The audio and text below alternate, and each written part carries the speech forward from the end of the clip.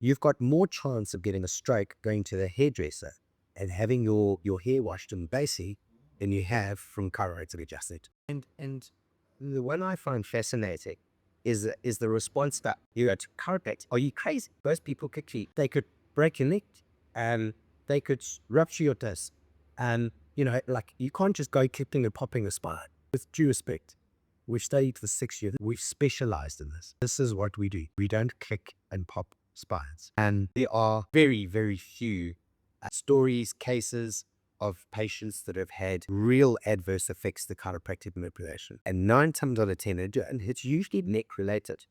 9 times out of 10, those adverse reactions to a chiropractic manipulation were more than likely happening before the chiropractor even got there. And even having done the chiropractic assessment and neurological and physical assessment, the red flags didn't show, and that can happen. So one of the biggest things is what they call a cerebrovascular accident, which in all essence is a stroke. You've got more chance of getting a stroke going to the hairdresser and having your hair washed in Basie than you have from chiropractic adjustment. And yet then the analogy or the assumption is, don't you dare go anywhere near a chiropractor because they will cause you to have a stroke or break your neck. That's not true. There are statistics, because if it never happened, there would never be statistics. But the risk of any kind of major adverse effects to chiropractic manipulation is 1 in 300 million adjustments. Now, to put that into context, if you were to take an average, healthy, active individual between the ages of 18 and 60, 70 or 80, and you were to have a one-off exposure to a non-steroidal anti-inflammatory, which is your typical Voltaren,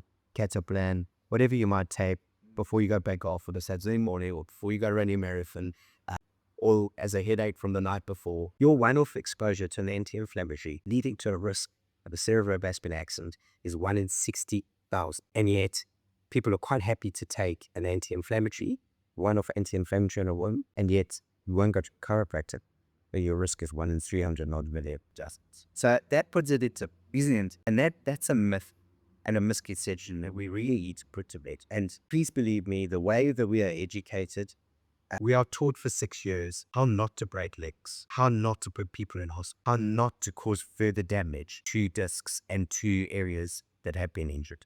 And I think that's really important, that misconception needs to be addressed and needs to be put to bed.